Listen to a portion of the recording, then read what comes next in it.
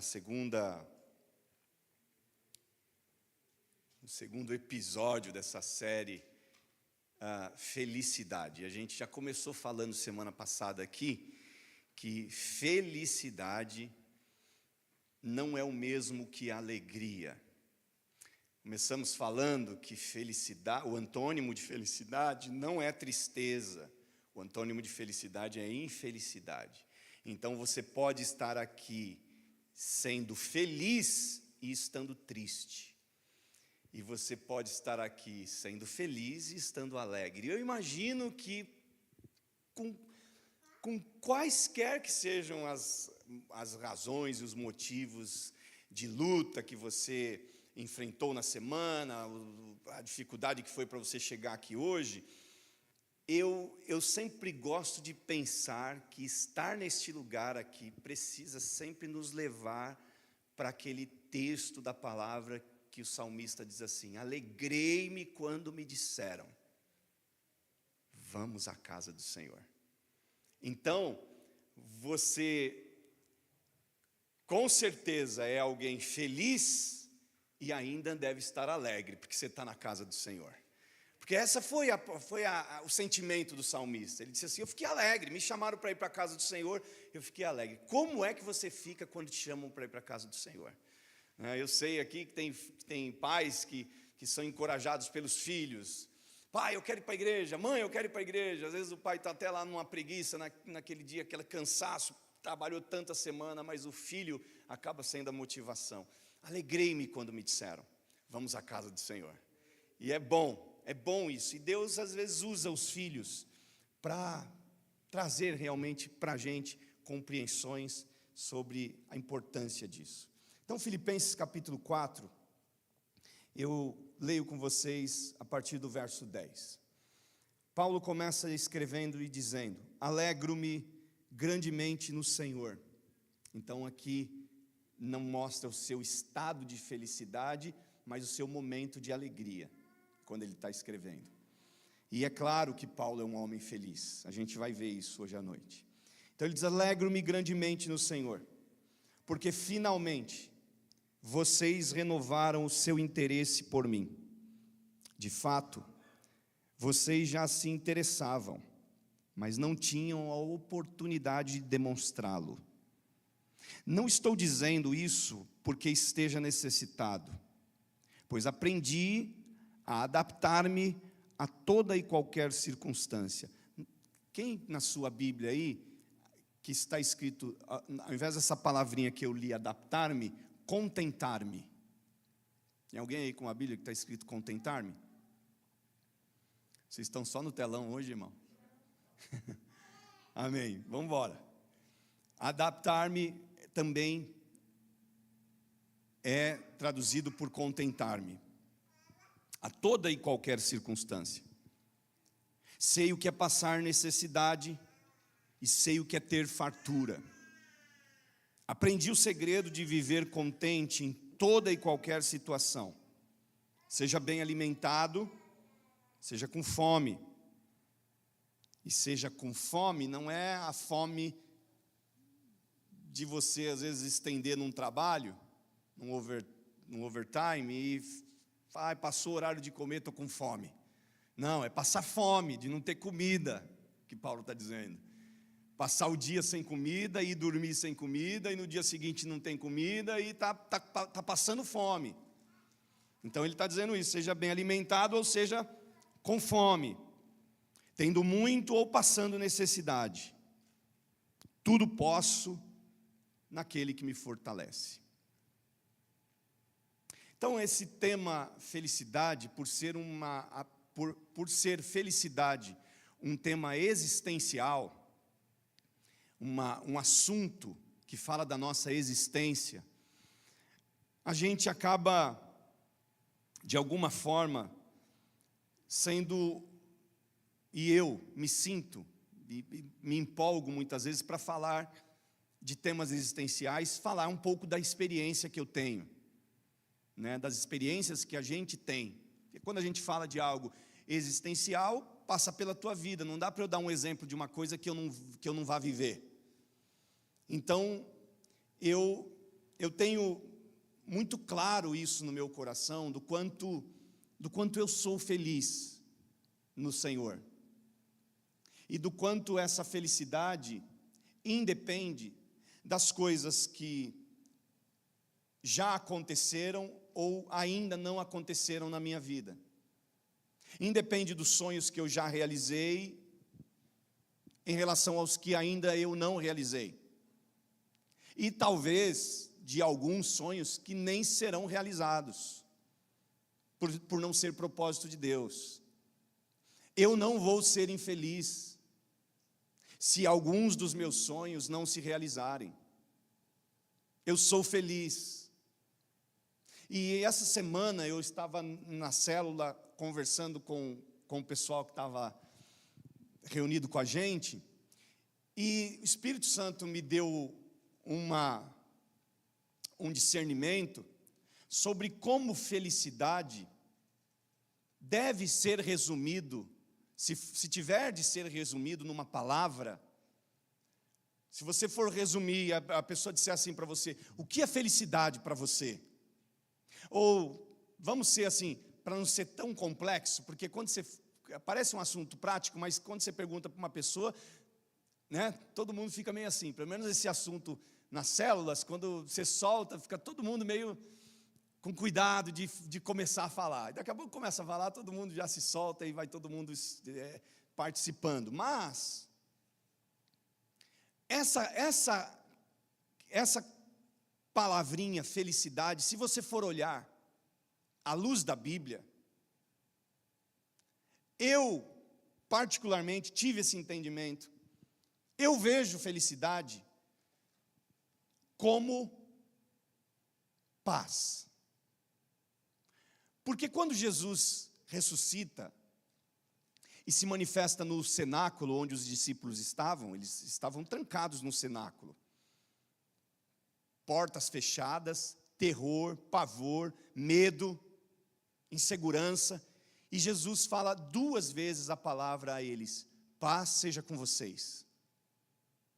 Jesus não ministrou a eles dizendo assim: olha, vocês fiquem tranquilos, porque o Império Romano vai cair, vocês vão passar por cima. Vocês fiquem tranquilos, porque os judeus que estão perseguindo vocês vão ser destruídos. Eu vou mandar um anjo com uma espada, e eles vão ser destruídos, e vocês vão ser triunfantes. Jesus não disse: fiquem tranquilos, vocês não vão ter problema econômico, vocês não vão ter problema de apoio social, de apoio político, todo mundo vai ajudar vocês. Jesus não ministrou isso. Jesus não ministrou uma palavra que pudesse trazer para eles uma segurança física. Mas o que Jesus ministra para eles é a única coisa que nos dá segurança espiritual. É a paz.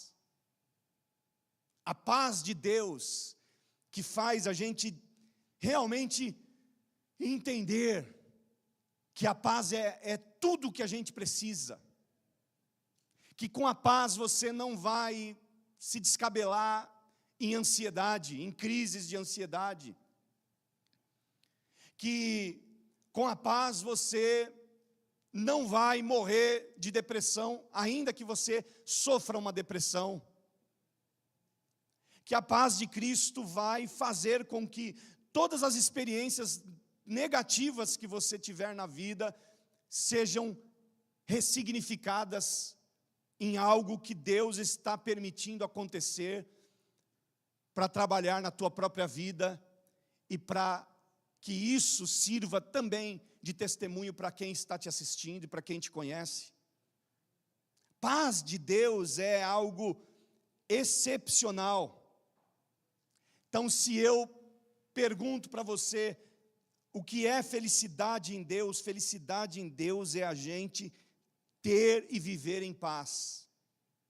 Quando Estevão foi apedrejado no livro de Atos dos Apóstolos, esse homem é apedrejado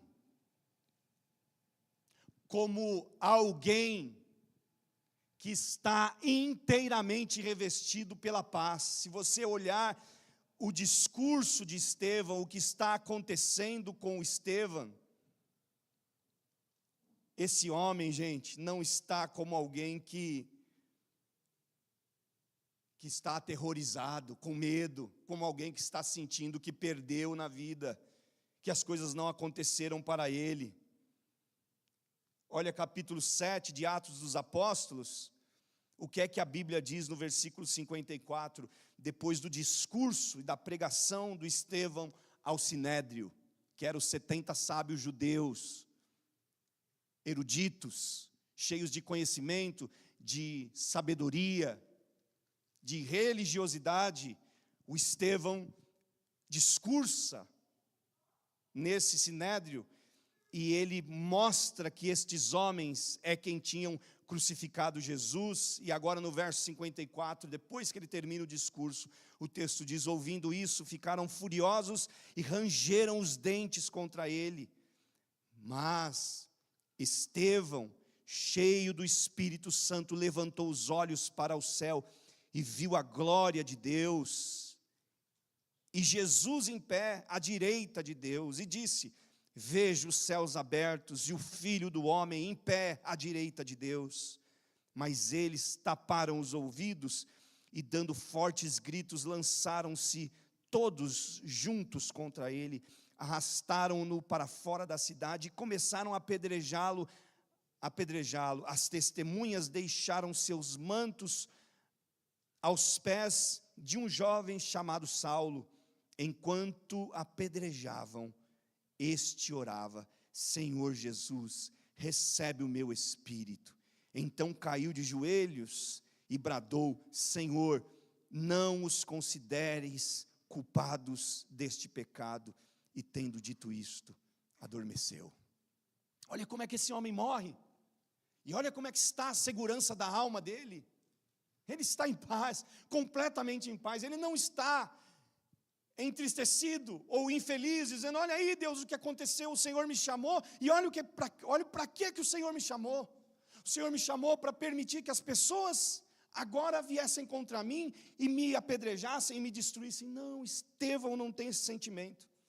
O sentimento do Estevão é de contentamento, é de felicidade, é de quem está contemplando a glória de Deus, mesmo vivendo o ataque que está vivendo. Quando a gente tem a paz que Cristo dá, não importa o que aconteça, a gente consegue estar com esse sentimento de felicidade, que o verso 11 do capítulo 4 de Filipenses, que a gente leu, Paulo destaca essa expressão contente, na NVI adaptar-se. E essa expressão contente é uma palavra grega que quer dizer autarques. E o significado de autarques é suficiente para si.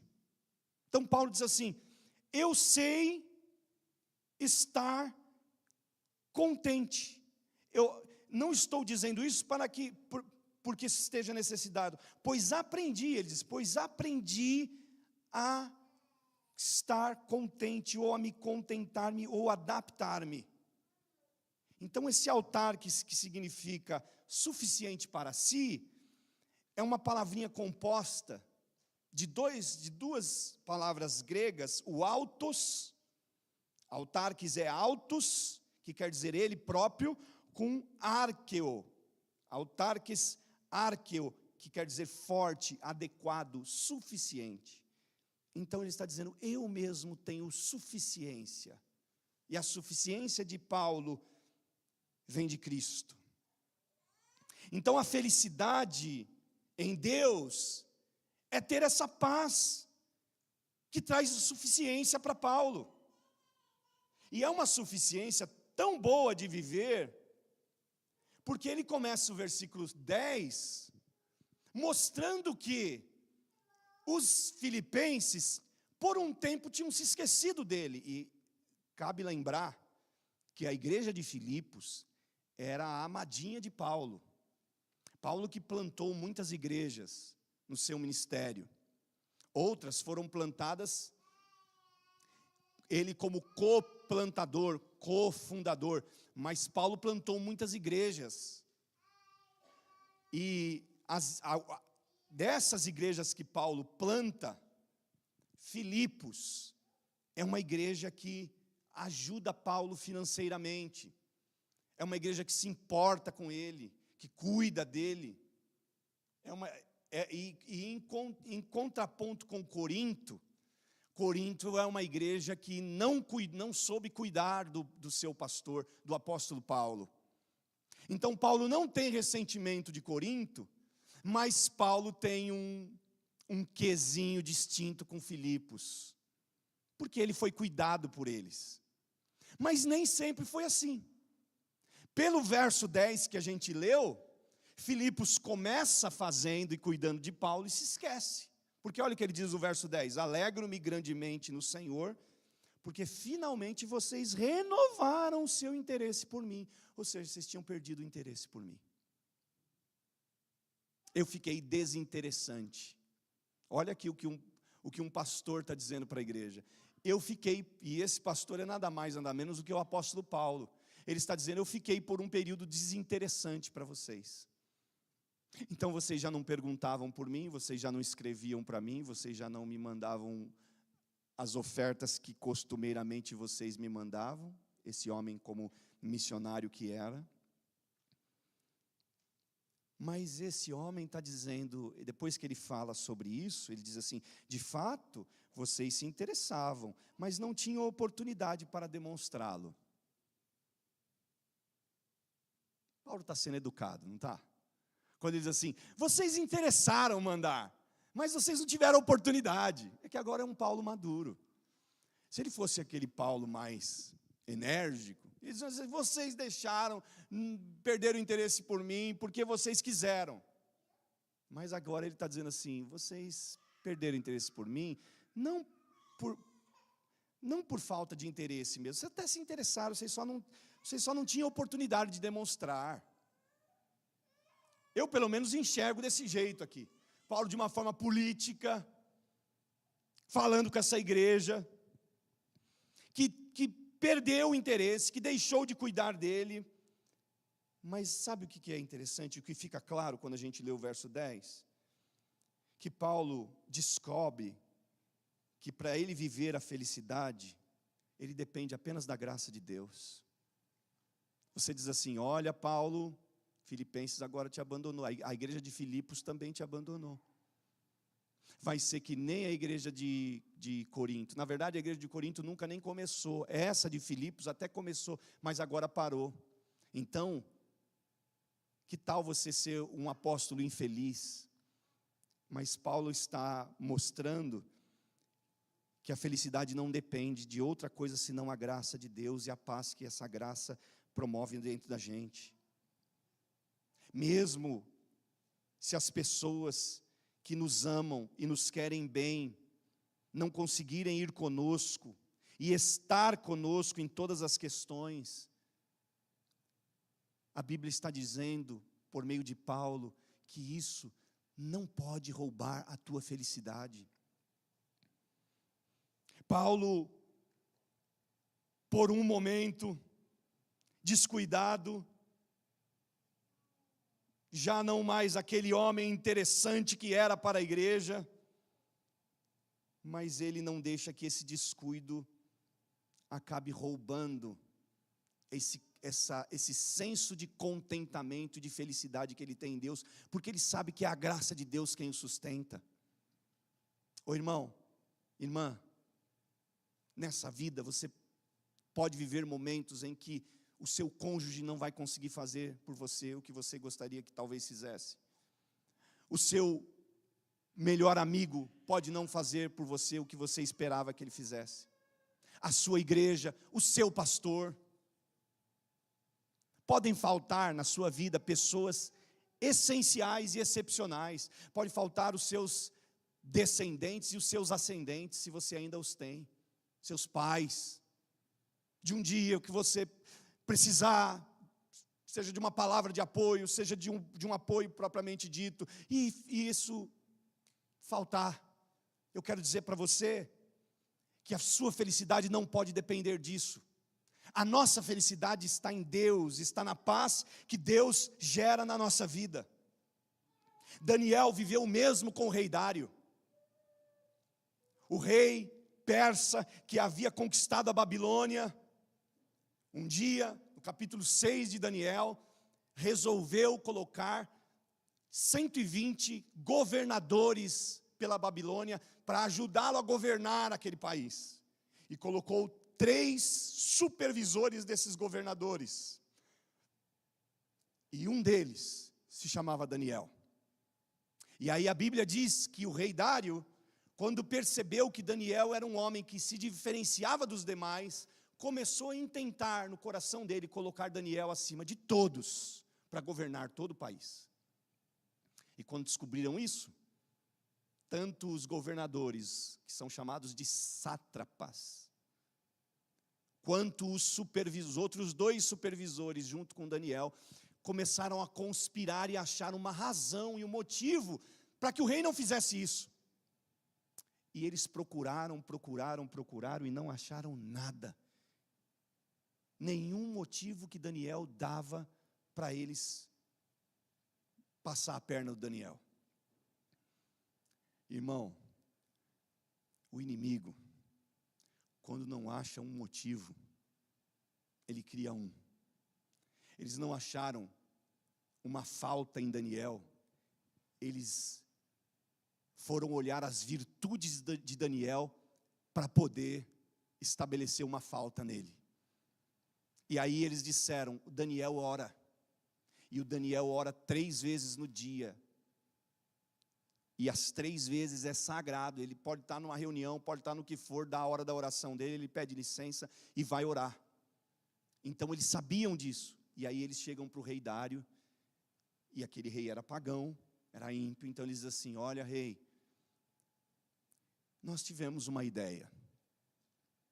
A ideia nossa é que por 30 dias seja dado um decreto do rei na Babilônia de que nenhum homem deva consultar qualquer outra pessoa, pedir qualquer coisa a qualquer outra pessoa, sem que seja ao rei. Não pode ir buscar nenhuma outra divindade, não pode fazer nenhuma outra oração, sem ser ao rei Dário. E o rei Dário gostou, encheu o ego dele, ele disse, ok, vamos assinar esse decreto. E o rei assinou o decreto sem perceber que aquele decreto era um decreto para destruir a vida de Daniel. Daniel soube do decreto, adivinha o que ele fez? Parou de orar. Talvez se fosse a gente, talvez se fôssemos nós, de alguém dizer assim, olha, você não pode servir a Deus desse jeito a partir de agora, porque agora vai ser o governo que vai. O governo vai tirar a tua licença, o governo vai te deportar, o governo vai isso, e aí você... Talvez fosse a gente assim, acho que é melhor eu cuidar aqui das minhas conquistas, né? Daniel não deu bola para o decreto. Dava a hora de orar. O bendito do Daniel ia orar e falar com Deus. Sabe por quê? Por causa desse contentamento que o relacionamento com Deus gera na gente. E o Daniel, depois de fazer isso, foi pego. E aí aquela história do Daniel na cova dos leões que a gente conhece. Porque daí ele foi denunciado, e agora a pena era a morte. E a morte era ser jogado numa cova com leões famintos, uma cova profunda. Eu queria ler para vocês o relato dessa situação, para que a gente veja como é que estava o coração do rei e como é que estava o coração do Daniel. E aí vocês vão se lembrar da leitura que a gente fez sobre Estevão. Olha como é que estava o coração do Daniel. Verso 13, então disseram ao rei, do capítulo 6. Capítulo 6 de Daniel, verso 13. Então disseram ao rei, Daniel, um dos exilados de Judá, não te dá ouvidos, ó rei, nem ao decreto que assinaste. Ele continua orando 3 vezes por dia. Quando o rei ouviu isso, ficou muito contrariado e decidiu salvar Daniel até o pôr do sol. Fez o possível para livrá-lo. Mas os homens lhe disseram: lembra-te, ó rei, de que segundo a lei dos medos e dos persas, nenhum decreto ou edito do rei pode ser modificado. Então o rei deu ordens a eles, e eles trouxeram Daniel e o jogaram na cova dos leões. O rei, porém, disse a Daniel: que o seu Deus, a quem você serve, continuamente o livre. Taparam a cova com uma pedra, e o rei selou-a com seu anel, selo, e com os anéis dos seus nobres, para que a decisão sobre Daniel não se modificasse. Tendo voltado ao palácio, olha como é que está o coração do rei agora. O rei passou a noite sem comer, não aceitou nenhum divertimento em sua presença, além disso não conseguiu dormir. Assim está o coração do rei. Logo ao alvorecer, o rei se levantou e correu para a cova dos leões. Quando ia se aproximando da cova, chamou Daniel com voz que revelava aflição. Daniel, servo do Deus vivo, será que o seu Deus, a quem você serve continuamente, pôde livrá-lo dos leões? Olha como é que está o coração do Daniel. Vê se esse coração está infeliz, porque Deus fez ele passar pela cova. Um lugar que não matou, mas no mínimo sujo devia ser aquele lugar, não devia? No mínimo fedorento devia ser aquela cova. E o Daniel respondeu no verso 21, ó rei, viva para sempre. O meu Deus enviou o seu anjo que fechou a boca dos leões. Eles não me fizeram mal algum, pois fui considerado inocente à vista de Deus. Também contra ti não cometi mal algum, ó rei. O rei muito se alegrou e ordenou que tirassem Daniel da cova. Quando tiraram da cova, viram que não tinha nele nenhum ferimento, pois ele tinha confiado no seu Deus. E por ordem do rei, os homens que tinham acusado Daniel foram atirados na cova dos leões, junto com as suas mulheres e os seus filhos. E antes de chegarem ao fundo, os leões os atacaram e despedaçaram todos os seus ossos. Os leões ficaram veganos só aquela madrugada, irmão. Só até Daniel sair. Depois Deus desinstalou o modo vegano nos leões e disse assim, agora vira carnívoro de novo. E os leões pegou os homens, eles estavam descendo e já começaram a ser devorados. Então o rei Dário escreveu aos homens de todas as nações, povos e línguas de toda a terra, paz e prosperidade. Estou editando um decreto para que todos os domínios do império, os homens temam e reverenciem o Deus de Daniel, pois ele é o Deus vivo e permanece para sempre. O seu reino não será destruído, o seu domínio jamais acabará. Isso é um rei ímpio que está escrevendo. É um rei pagão que está escrevendo, reconhecendo a grandeza de Deus na vida de um servo que não se deixa destruir, não se deixa abalar pela circunstância, mas está firmado na felicidade que Deus dá a ele. Não sai Daniel praguejando da cova, dizendo, olha só o que aconteceu, olha o que dá a orar, olha só o que dá a servir. Não, Daniel sai de lá com talvez sujo na sua roupa, mas a sua alma e o seu coração está limpo pela certeza do Deus que o guarda. O reino do seu domínio jamais acabará, verso 27, e ele livra e salva, faz sinais e maravilhas nos céus e na terra, ele livrou Daniel do poder dos leões. Assim Daniel prosperou diante dos reinados de Dário e de Ciro, o persa. Irmãos, a paz de Deus é aquilo que assegura a tua felicidade. Você, com a paz do Senhor, você com a paz que Cristo dá, a paz que o Espírito Santo gera na gente, é indestrutível. Podem se levantar as lutas, podem se levantar os problemas, podem se levantar quaisquer que sejam as situações, a paz de Deus te manterá firme no Senhor. Tudo o que você precisa é dessa paz, Tudo que eu preciso nessa vida não é sair por aí na vida buscando alegria, alegria, alegria.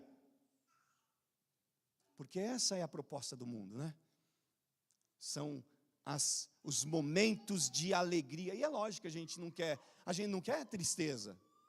A gente também não pode, eu não estou dizendo que você não deva buscar momentos de alegria. Mas quando você estiver buscando os momentos de alegria, seja num hobby que você gosta de praticar, seja numa atividade física, que também pode ser um hobby, seja indo num parque num final de semana, indo na praia, fazendo um churrasco, para quem gosta de churrasco, cozinhando, o que quer que seja, limpando o seu carro, cuidando da sua casa, cuidando da sua família, contando história para os seus filhos. Quando você estiver fazendo coisas que te dão alegria,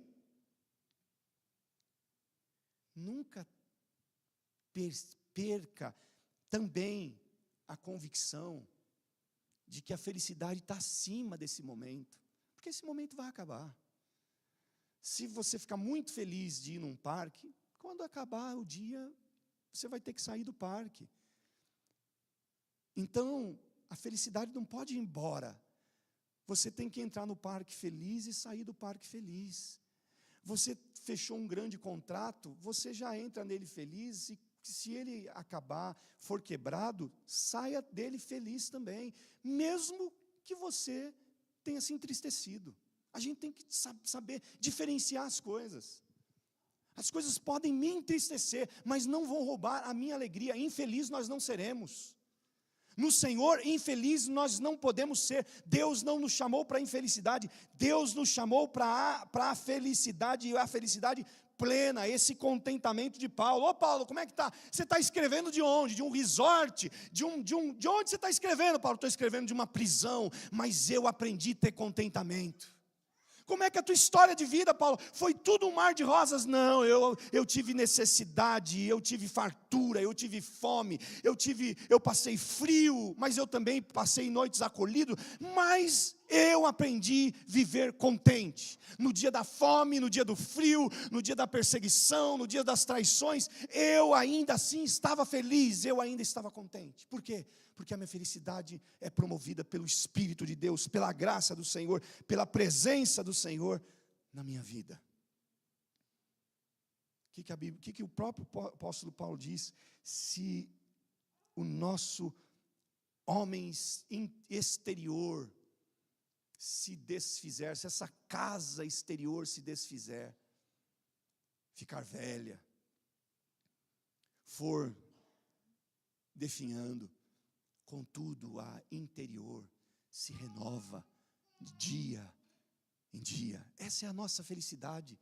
A nossa felicidade é que a gente não envelhece com o nosso corpo. A gente não se desgasta pelo cansaço da nossa idade. No nosso interior, a gente está cada dia melhor. Você hoje é alguém melhor, é um crente, é uma crente melhor do que você foi ontem. Nós hoje somos melhores do que fomos há 2 meses atrás, com certeza. Nós somos já uma versão melhor do que fomos em 2025. Sabe por quê? Porque o interior se renova de dia em dia, diz a Bíblia.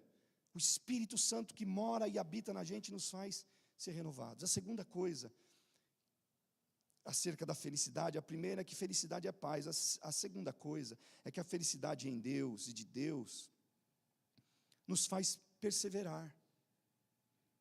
Olha 2 Coríntios, capítulo 6, versículo 1 ao 13. É o mesmo Paulo. Quando a gente lê capítulo 6 de Coríntios aqui, esse texto que a gente vai ler, e se você espelhar ele com Filipenses 4, do 10 ao 13 que a gente leu, é praticamente a mesma coisa. É um espelhamento. Olha o que Paulo está dizendo. Capítulo 6 de 2 Coríntios. Como cooperadores de Deus, insistimos com vocês para não receberem em vão a graça de Deus. Pois ele diz: eu ouvi no tempo favorável e os socorri no dia da salvação. Digo que agora é o tempo favorável, agora é o dia da salvação. Não damos motivo de escândalo a ninguém, em circunstância alguma, para que o nosso ministério não caia em descrédito. Ao contrário, como servos de Deus, recomendamo-nos de todas as formas em muita perseverança, em sofrimentos, privações e tristezas, em açoites, prisões e tumultos, em trabalhos árduos, noites sem dormir e jejuns, em pureza, conhecimento, paciência e bondade, no Espírito Santo e no amor sincero, na palavra da verdade e no poder de Deus, com as armas da justiça, quer de ataque, quer de defesa, por honra e por desonra, por difamação e por boa fama, tidos por enganadores, sendo verdadeiros, como desconhecidos, apesar de bem conhecidos, como se estivéssemos morrendo, mas eis que vivemos, espancados, mas não mortos, entristecidos, mas sempre alegres. Olha só. E eu acredito que essa palavra alegre aqui, eu não busquei, eu costumo buscar os originais, mas me passou despercebido. Eu acredito que essa palavra alegre aqui é a felicidade. Entristecido, mas sempre feliz. Sempre feliz. Me perdi, achei. Pobres, mas enriquecendo muitos outros. Nada tendo, mas possuindo tudo. Falamos abertamente a vocês, coríntios, e abrimos todo o nosso coração. Não estamos limitando o nosso afeto, mas vocês estão limitando o afeto que tem por nós. Não falei para vocês que a igreja de Corinto era diferente da de Filipos?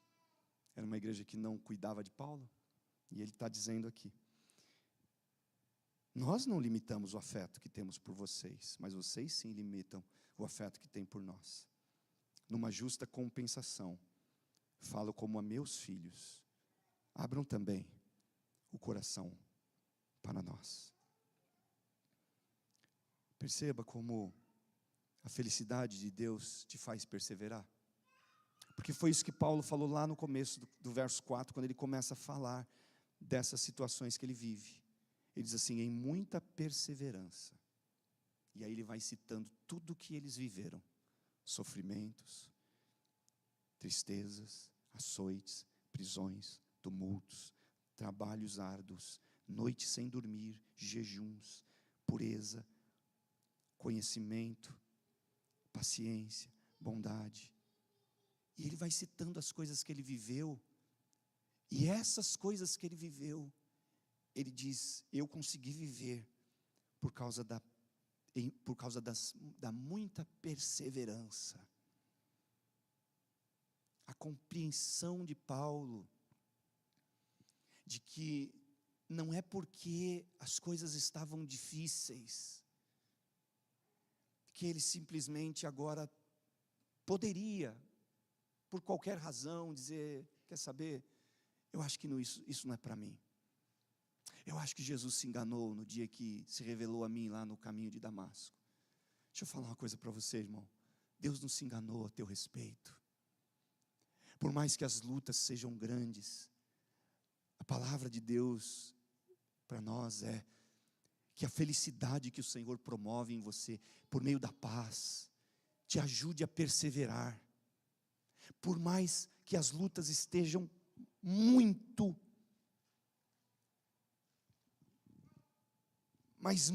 pesadas, ainda que haja muita dor,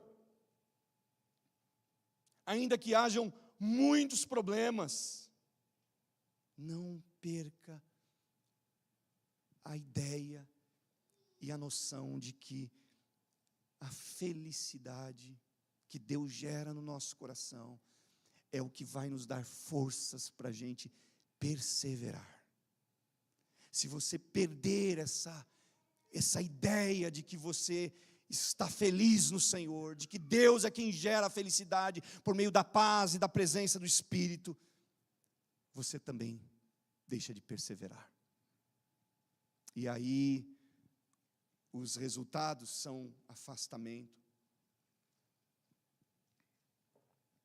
distanciamento, o deixar de buscar com fervor, o deixar de viver o Evangelho e os propósitos de Deus para a tua vida.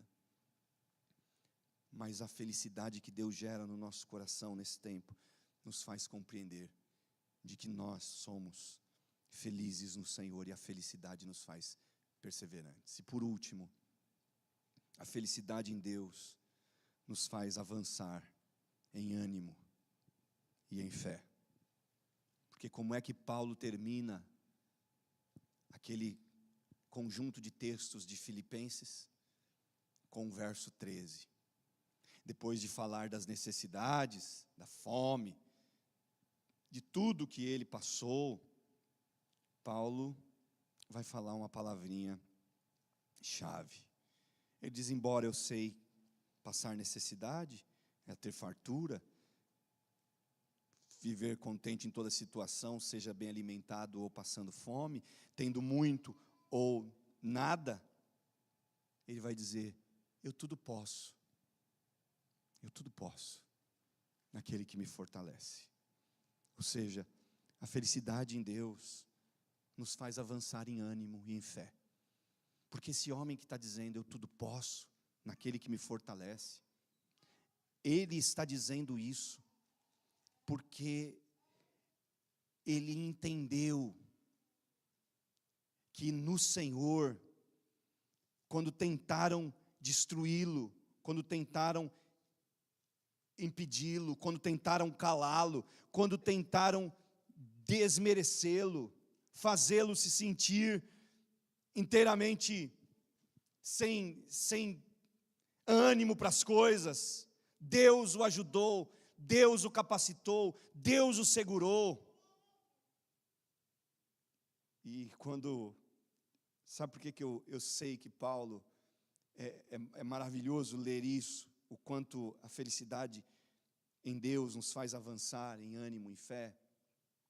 Porque essa palavra, ela se confirma quando Paulo escreve a sua segunda carta a Timóteo, o jovem pastor que ele havia formado e estabelecido como pastor de igrejas que ele tinha plantado. Capítulo 4 de 2 Timóteo, versículo 6, Paulo vai dizer assim: eu já estou sendo derramado como oferta de bebida, está próximo o tempo da minha partida.